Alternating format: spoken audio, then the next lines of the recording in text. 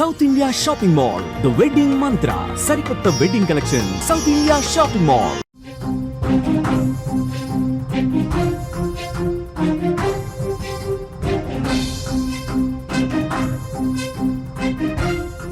Big breaking news చూస్తున్నాం. Russia Ukraine మధ్య భీకర పరిస్థితులు నెలకొన్నట్లుగా తెలుస్తోంది. పోటాపోటీ దాడులతో యుద్ధం తీవ్ర రూపం దాల్చిందని చెప్పుకోవచ్చు.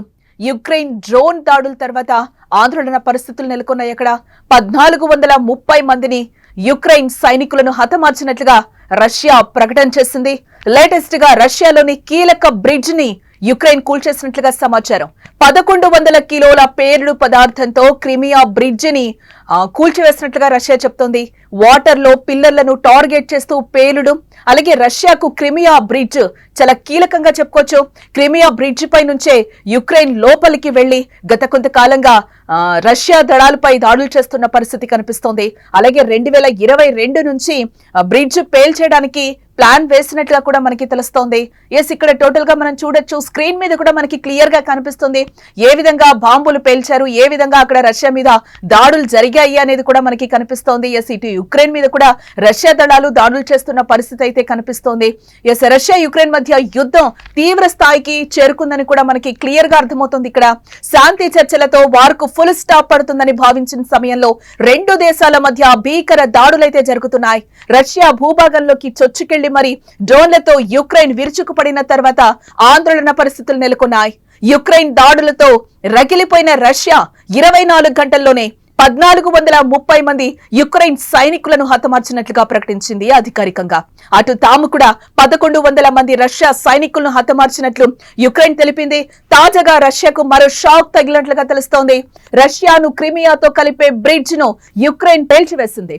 నీటిలో బాంబ్ పెట్టి యుక్రెయిన్ ఆర్మీ భారీ పేలుడు జరిపింది. బ్రిడ్జ్ పిల్లర్లకు 1100 కేజీల TNT బాంబ్ అమర్చారు.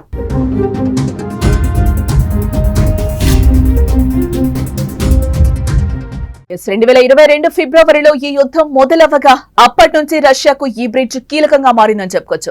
రష్యా దళాలు క్రిమియా బ్రిడ్జ్ పై నుంచి యుక్రెయిన్ భూభాగాల్లోకి వెళ్లి దాడులు చేస్తున్నాయి.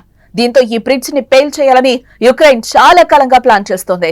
2022, 2023లో కూడా క్రిమియా బ్రిడ్జ్ ని పేల్చేయగా మళ్లీ మరొకసారి దానిపై దాడి చేసింది.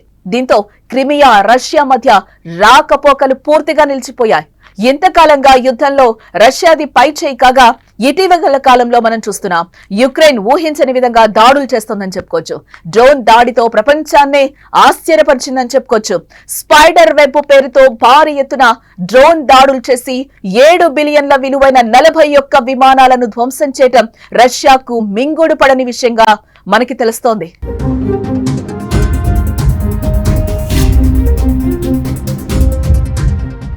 మరోవైపు గత 3 ఏళ్లుగా జరుగుతున్న యుద్ధంలో తమ సైన్యం దాదాపు 1 మిలియన్ రష్యన్ సైనికులను హతమార్చిందని యుక్రెయిన్ ప్రకటించింది. యుద్ధంలో మొత్తంగా 9,90,800 మంది రష్యా సైనికులు చనిపోయారని, అందులో 1100 మంది సైనికులు గత 24 గంటల్లోనే ప్రాణాలు కోల్పోయారని ప్రకటించింది.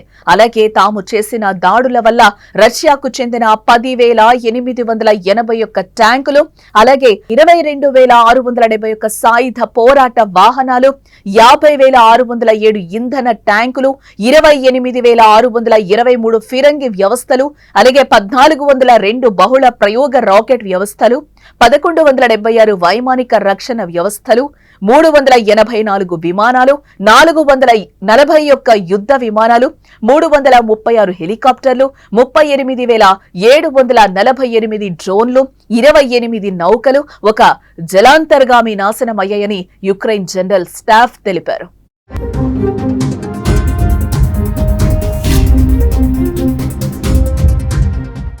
మూడేళ్లుగా కొనసాగుతున్న రష్యా యుక్రెయిన్ యుద్ధానికి ముగింపు పలికేందుకు చేపట్టిన ప్రయత్నాలు ఈసారి కూడా సఫలం కాలేదని తెలుస్తోంది. ఇటీవల తుర్కియాలో ఇస్తాంబుల్ నగరంలోని సిరగాన్ ప్యాలెస్ లో జరిగిన 2వ విడత చర్చలు ఎటువంటి స్పష్టమైన ఫలితాన్ని ఇవ్వలేదు. చర్చల కంటే ఒక్కరోజు ముందే యుక్రెయిన్ భారీ వైమానిక దాడికి పాల్పడి రష్యా వైమానిక స్థావరాలనైతే ధ్వంసం చేయడం చర్చలపై ఎఫెక్ట్ పడిందని చెప్పుకోవచ్చు. చర్చలకు తుర్కీయే విదేశాంగ శాఖ మంత్రి హకాన్ ఫిదాన్ అధ్యక్షత వహించగా యుక్రెయిన్ తరపున రక్షణ మంత్రి రుస్తెం ఉమెరోవ్, రష్యా తరపున అధ్యక్షుడు పుతిన్ సలహాదారు వ్లాదిమిర్ మెడిన్స్కీ పాల్గొన్నారు. ప్రధానంగా కాల్పుల విరమణపై చర్చలు సాగినప్పటికీ ఎలాంటి ఒప్పందం కుదిరిందన్న విషయాన్ని ఏ దేశం కూడా ఇప్పటి వరకు అధికారికంగా ప్రకటించలేదు. మరి రానున్న రోజుల్లో రష్యా యుక్రెయిన్ వార్ మరింత ముదిరే అవకాశం స్పష్టంగా కనిపిస్తోంది ఇక్కడ.